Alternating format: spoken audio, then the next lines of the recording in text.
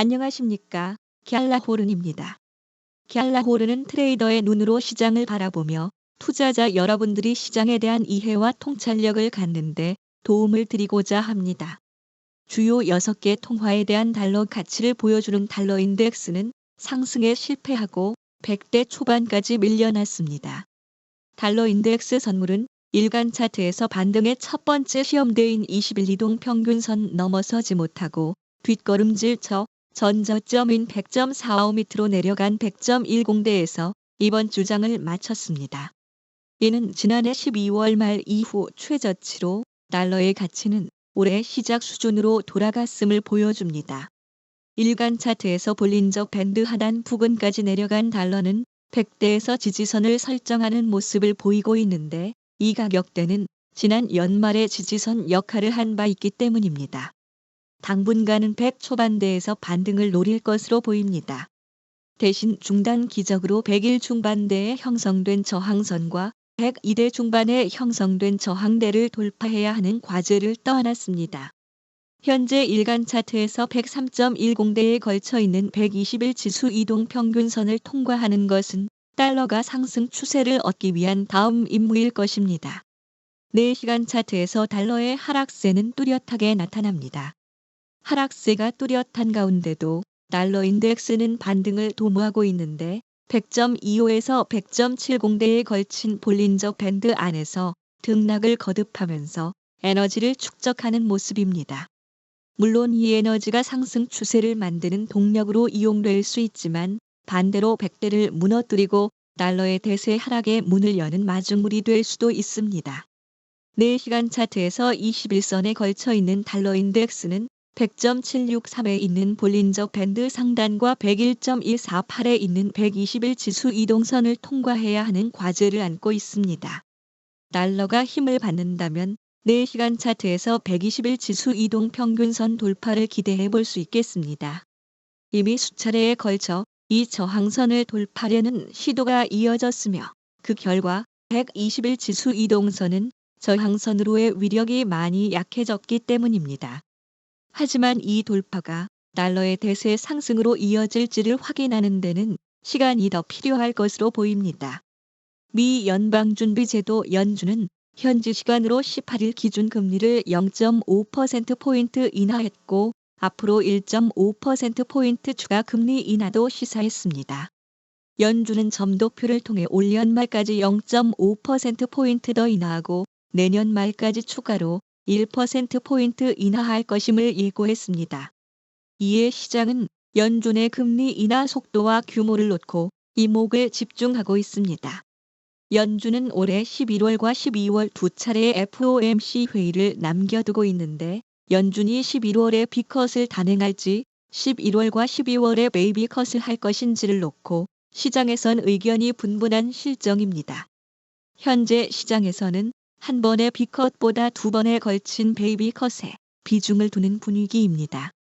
시카고 상품 거래소 패드워치에 따르면 연준이 11월에 B컷을 단행할 가능성은 43%로 시장은 내다보고 있습니다. 제롬 파월 연준 의장은 FOMC 회의 후 가진 기자회견에서 이번 B컷을 새로운 속도로 봐선 안 된다며 시장의 과도한 기대에 선을 그었습니다. 골드만삭스는 올해 11월부터 내년 6월까지 FOMC 정례회의 때마다 25베이시스 포인트씩 인하할 것으로 예측했고 연준의 B컷을 예상했던 JP 모간 체이스는 11월 연준의 0.5%포인트 인하를 예상하지만 노동시장의 상황에 따라 달라질 것으로 내다봤습니다.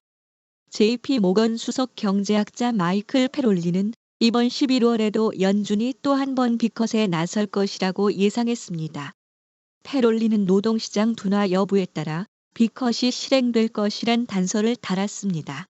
뱅크 오브 아메리카는 올해 75베이시스 포인트, 내년 말까지 125베이시스 포인트 추가 인하를 전망했고 모건 스탠리는 앞으로 6번에 걸쳐 25베이시스 포인트 인하를 예상했습니다. 한편 연이은 B컷은 되려 시장의 경기 침체 위험이 임박했다는 잘못된 메시지를 전달할 수 있다는 경고도 나와서 연준이 섣부르게 B컷을 결정하지는 않을 것이란 예상도 있습니다. 글로벌 감사 컨설팅 기업 포비스 마자루의 조지 라가리아스 수석 이코노미스트는 지난달 30일 CNBC와의 인터뷰에서 50 베이시스 포인트를 인하하면 시장에 긴급 하단은 잘못된 메시지를 전달할 수 있다고 밝힌 바 있습니다. 연준에서 매파로 꼽히는 크리스토퍼 월러 이사는 CNBC와 인터뷰에서 인플레이션은 생각보다도 훨씬 빨리 둔화했다며 이로 인해 50 베이시스 포인트 인하가 올바른 움직임이라고 생각했다고 밝혔습니다. 크리스틴 라가르르 유럽 중앙은행 총재는 세계 경제가 1920년대 대공황과 비슷한 압력에 직면해 있다고 현지 시간으로 20일 IMF 연차 총회 연설에서 경고했습니다.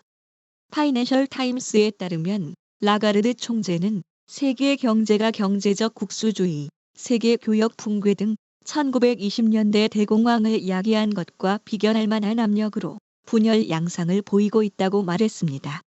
한편 라가르르 총재는 1920년대와 2020년대라는 두 20년대는 여러모로 닮을 꼴이라면서 세계 교역 통합 후퇴와 기술 발전이라는 두 가지 공통점을 갖고 있다고 말했습니다.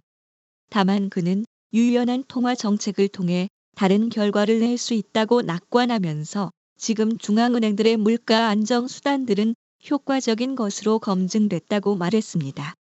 하지만 라가르드 총재는 아직은 안도할 때가 아니라고 강조했습니다. 유럽 중앙은행은 지난주 기준 금리를 0.6%포인트 내린 3.65%로 결정한 데 이어 라가르드 총재는 헝가리 부다페스트에서 열린 유로존 경제재무장관 회의에서 오는 10월 추가 금리 인하 가능성을 언급하면서 12월의 금리 인하 가능성이 더 크다고 시사한 바 있습니다. 갤라호른에서 제공하는 보고서는 참고용으로만 활용해 주실 것을 말씀드리며 투자에 대한 책임은 전적으로 투자자 자신에게 있다는 점을 유념하시기 바랍니다. 도움이 되셨다면 구독과 좋아요 부탁드리겠습니다. 지금까지 갤라호른이었습니다. 감사합니다.